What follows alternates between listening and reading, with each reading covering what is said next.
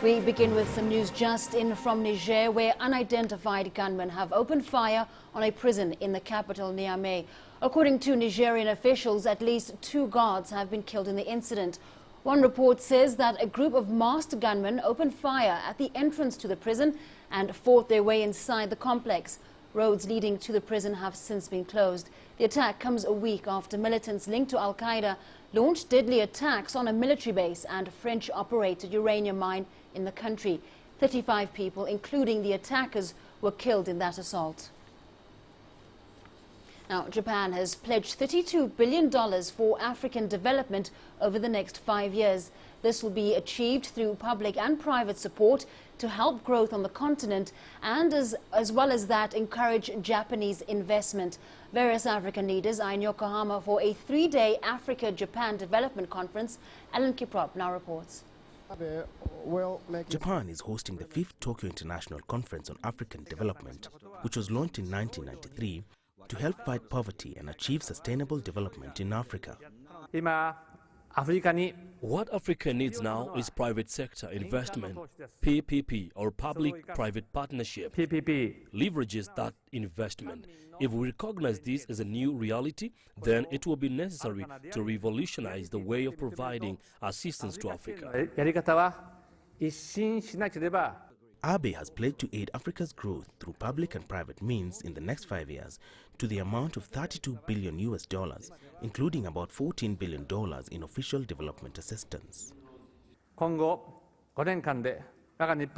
here, over the next 5 years, Japan will at most support the development of Africa with approximately $32 billion.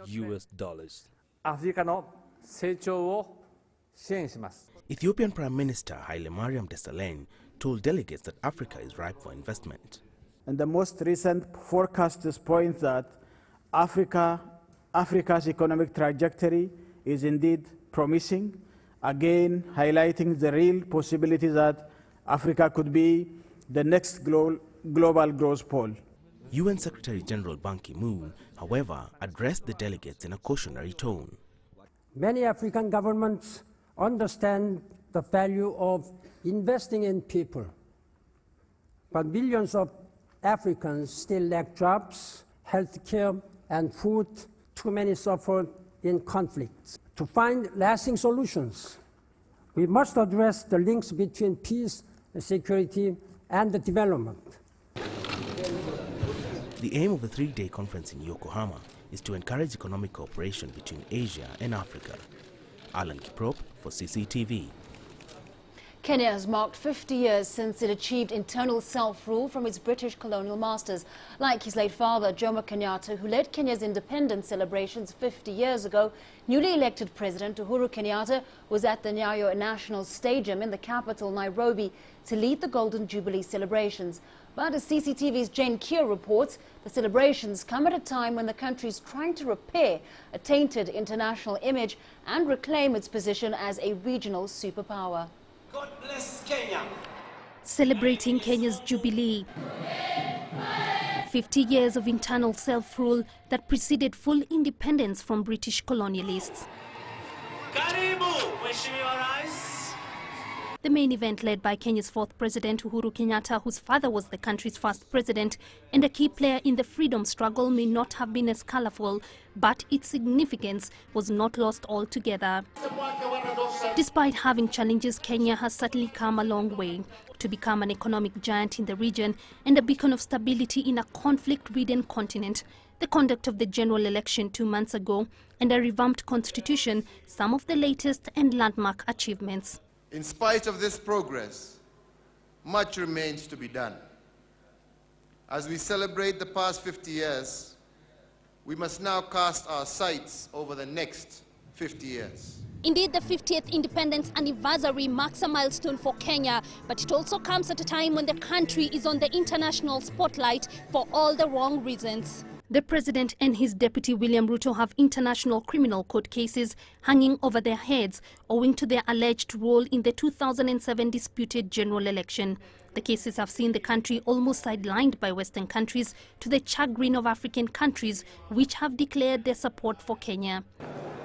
African leaders at the just concluded celebrations marking 50 years since the inception of the Organization of African Unity.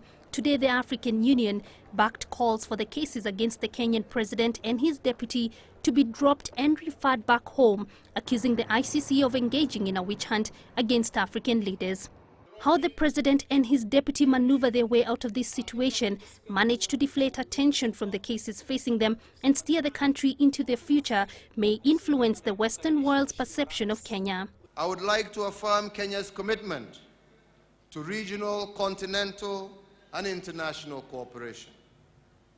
When we attained our independence, Kenya embarked on a foreign policy approach that sought to establish its space as an active and responsible member of the international community. While the jury is still out on this, for now Kenya celebrates the fruits of her freedom and the gains made thus far. Jane Keo, CCTV, Nairobi, Kenya. Youth in the Malian city of Gao have protested against what they see as France's support of the Tuareg ethnic group in northern Mali. This could be an indication that the mood toward the French military intervention in Mali is changing. Gao was the first city where Islamic extremists were pushed out by French forces in January. The youth staged a sit-in in the center of the city. Some of those who took part in the protest on Friday said many local residents are unhappy with what they see as France's bias towards the Tuaregs. Locals insist there is a Tuareg rebel group which is currently controlling the city of Kidal, which is located 350 kilometers north of Gao. The organizers of the early morning protest on Thursday said more than 1,000 people participated, though officials said the number of people protesting was significantly less. The French government is making excuses for aggressors, the Tuaregs, who control Kidal. They must resolve this before any elections or negotiations take place. We want all of this local administration to step down. France and President Hollande must look after the people's aspirations and defend the black community, not keep us in our place.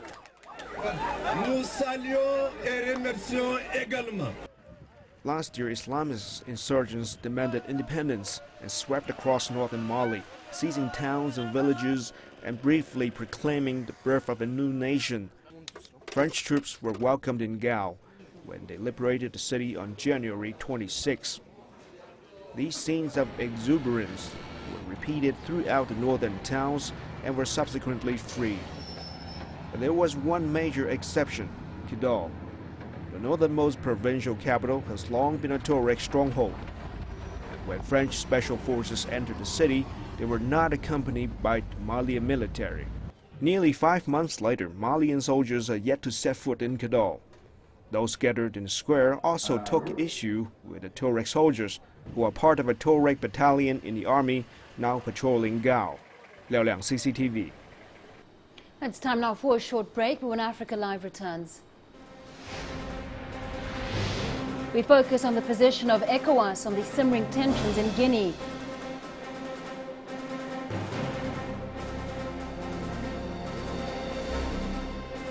And determined defiance, motorists in Gauteng province continue to oppose planned road toll charges.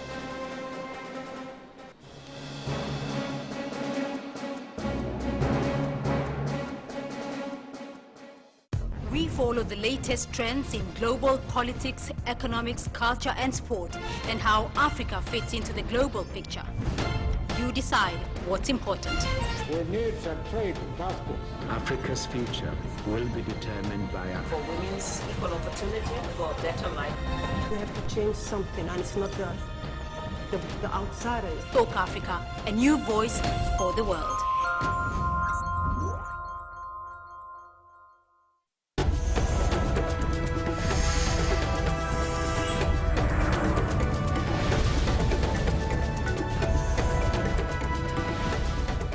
Welcome back. At least 12 people have been killed in Guinea during 5 days of protests over preparations for a legislative election. Guinea's opposition called its members onto the streets in March to protest against the government's plan to go ahead with the vote on June 30th. This over fears of vote rigging. More than 50 people have been killed and about 350 wounded since the protests began. But what exactly is the position of the Economic Community of West African States in this political crisis? CCTV's Desiree Cannon reports. The election in Guinea is meant to complete the transition to civilian rule after a military coup in 2008. Initially due to be held in 2011, it has been delayed repeatedly by dispute between the government and opposition over their organization. Opposition leaders temporarily suspended demonstration this month to allow UN-brokered talks with the government to take place, but later called for the renewed protest, accusing President Alpha Condé of sabotaging the negotiations. The Economic Community of West African States, ECOWAS, says it is highly concerned and involved in Guinea crisis. We are following the developments with great concern in Guinea, where many people were killed, further to the fixing of the election date, that the opposition continues to contest. ECOWAS is currently multiplying initiatives in permanent contact with Guinean authorities in order to calm the situation and undertake negotiations with all opposition leaders around the table. If there is a need to postpone the elections, the initiatives will be taken together with all the political actors. President Condé replaced his security minister with a career policeman earlier this week in an effort to contain the violence in Conakry, the capital. He has ordered a judicial inquiry into unrest that has killed at least 12 people in the past week in an apparent effort to defuse protests against preparations for a long-delayed election. Guinea has been absent from ECOWAS Parliament for almost 2 years and a half. For many ECOWAS officials here, this remains one big obstacle to democracy. For ECOWAS officials, a consensus solution to the crisis in Guinea is a key condition to ensure peace and stability. It's not the fixing of the election date that will bring peace. We need to come out with a consensus so that democracy will prevail first for the organization of the elections. But to do otherwise, with the use of force, could result in what we are witnessing in our African countries like Mali and many others. This is not what we hope. In an address broadcast on state television late on Tuesday, President Condé said he had cut short his trip in Ethiopia to return to Guinea and deal with the crisis. The political impasse in Guinea comes at a time when the African countries are seeking African solution for a united, prosperous Africa.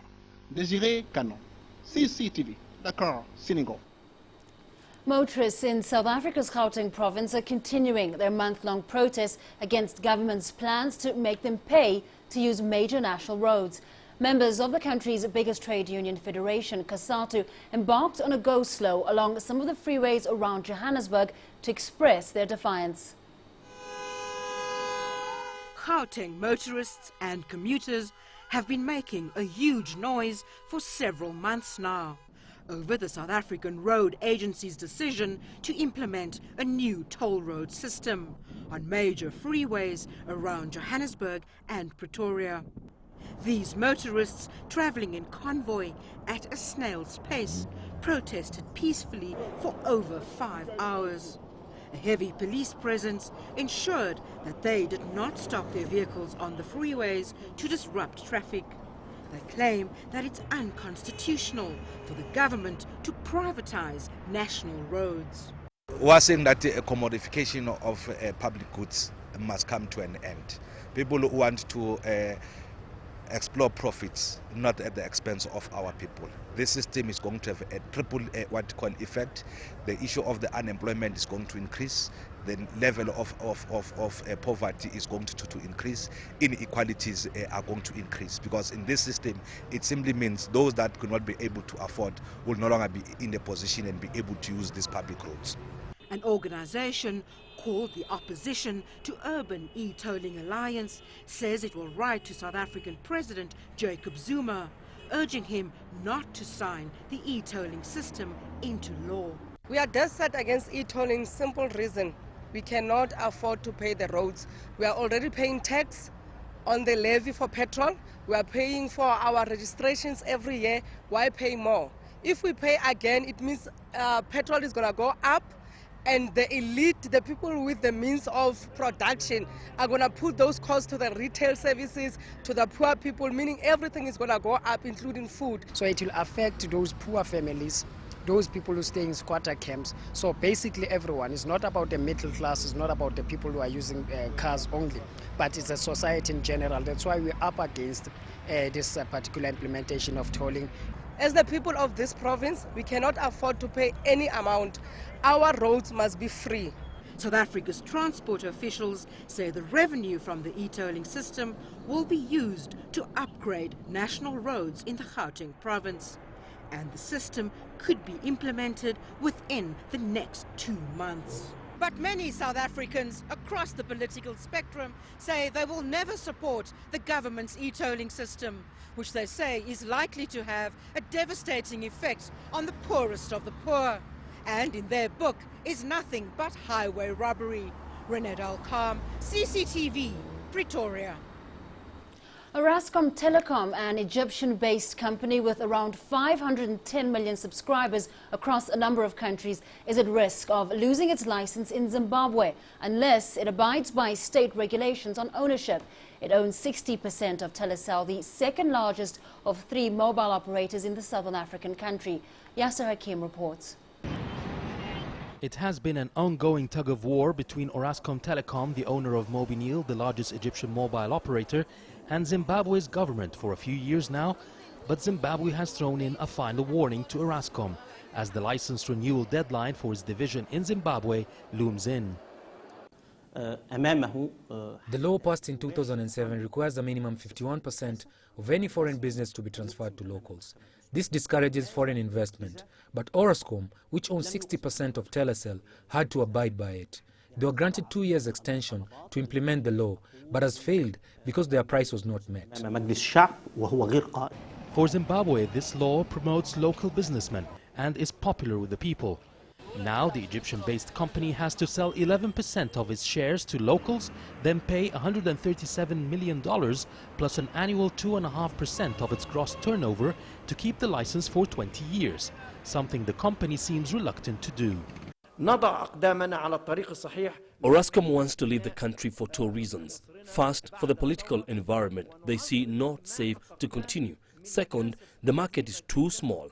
This is a company that has over 500 million clans, so only 2.5 million clans in Zimbabwe is not worth the investments and political hassles in the country. According to news reports, MTN mobile operator could submit a bid to buy off Orascom's stake in Telecel. The exit strategy would not be so easy. They first need to reduce their majority stake and then renew the license to be able to sell at a reasonable price. But time is running out. This is Yasser Hakim for CCTV, Cairo. We'll be back just after the short break with more, including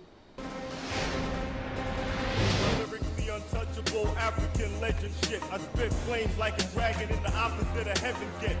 These other niggas flows, quotes, quotes. lyrical questions. We tell you how one South Sudanese musician is putting authorities to task.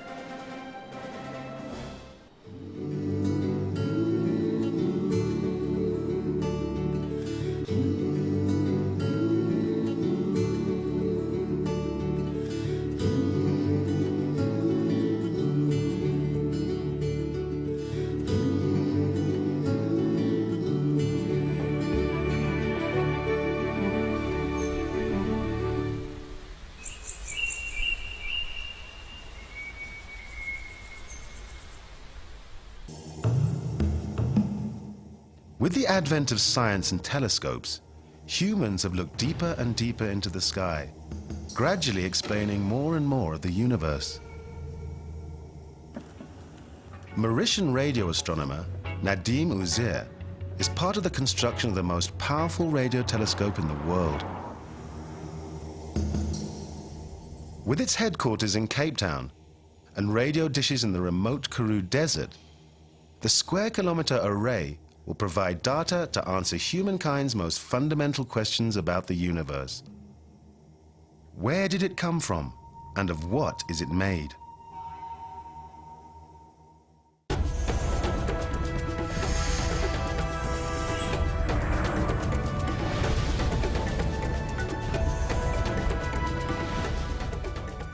Welcome back. South African energy regulator NERSA has given Eskom the green light for its new Seya wind farm. The license, which was granted to the energy provider, is Eskom's first endeavour into the renewable energy space of wind farming. This will eventually lead to the construction of 46 wind turbines in Koekenhoop in the Western Cape. It's an ideal location for wind farming due to its wind-swept coastline. Here's CCTV's Travis Andrews with the details. South Africa has moved a step closer to a renewable energy future after power utility Eskom was granted an operating license for its new Seya wind farm. The 100-megawatt wind farm will be the country's largest renewable energy project and will be constructed in the windswept region of the Western Cape.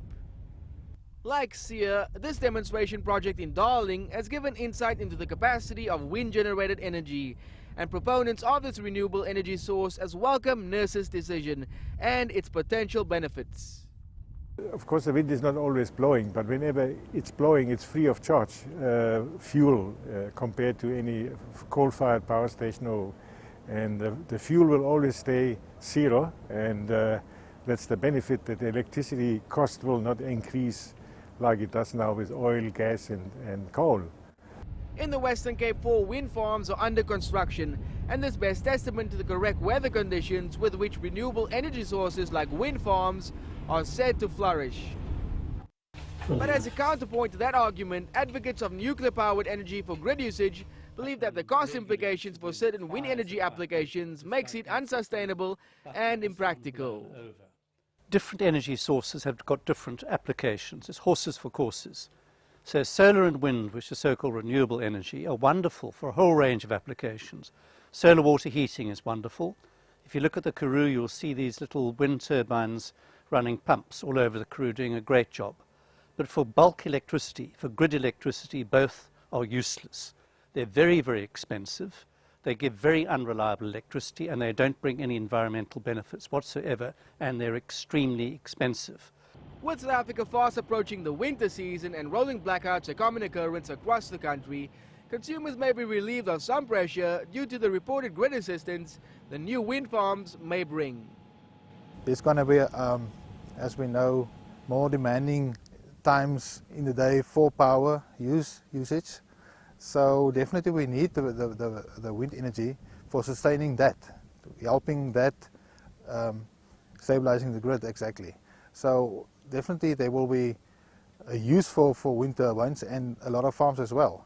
Standing at just over 50 meters high, these 4 wind turbines that form part of a pilot project will be dwarfed in the years to come, when the Western Cape's landscape starts changing with the rise of an army of more powerful and sophisticated wind farms.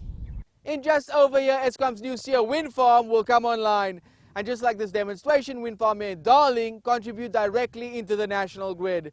Seya is the country's first large-scale renewable energy project and could herald in a new era of further large-scale investment in renewable energy sources. Travis Andrews, CCTV, from the Darling wind farm in Cape Town. The music industry in South Sudan, like many other sectors, is struggling to establish itself. Lual Dewal has returned from the US with a mission to help that happen. He uses his lyrics to press authorities to develop the country at a faster rate. He calls himself Lual, meaning lyrically untouchable African legend. Born to New York-based diplomat parents, South Sudanese rapper Lual Dewal returned to his home country in 2009 to take part in his country's journey to freedom. This after the oil-producing country won its independence in a referendum in 2011.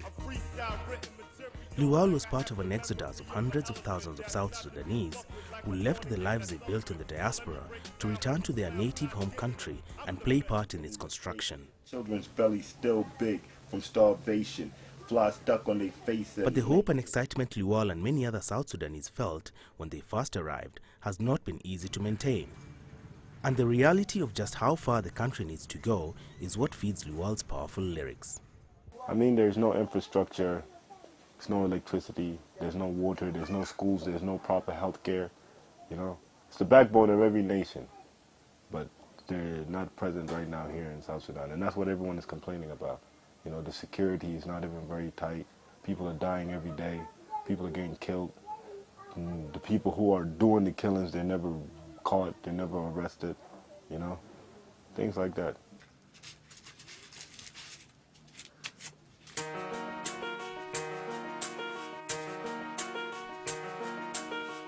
One of his songs is a letter to the late SPLA commander John Garang, who was at the forefront of the country's freedom struggle before he died in a plane crash in 2005. I'm writing a letter to Dr. John asking him, you know, all the people that have passed away during the struggle, you know, because this was not an individual struggle or it was all of our struggle. You know, all of us were in diaspora, we were living in xenophobia, we've been traumatized through this war. So now we're back here and now they're governing us. And all I'm saying is this what all these people died for? Is this what all the trauma we went through so we can live in this kind of life? Decades of civil war and economic crisis mean that South Sudan has to be built from scratch. Life expectancy is just under 50 years old. Only a quarter of adults can read, and the new nation sits near the bottom of almost every development index. With independence, however, South Sudan has tried to explore and define itself, despite facing many challenges. Lual is determined to use music as a tool for development. Through his rap, you feel that the things which is happening in South Sudan, you feel it through his rap. So you can feel what he's talking about is exactly. So I think just he's special, seriously he's special because he's talking about things he sees. However, even with a message that resonates amongst many South Sudanese youth, artists are unlikely to go far in an industry that lacks resources and expertise to effectively tap into their potential. It's a new market. It's not a market that is not there yet, and it's for us to build it. So that's really the only challenges that we face. There's no equipment, there's no laws protecting the artists, there's no equipment, and yeah, those are the challenges. I'm from South Sudan where major generals inspire dudes. Lual released a song in 2011 titled Scattered Overseas, urging other South Sudanese to return and help build a new nation. He has produced 3 albums and is currently working on a new one due for release next month. Alan Kiprop for CCTV.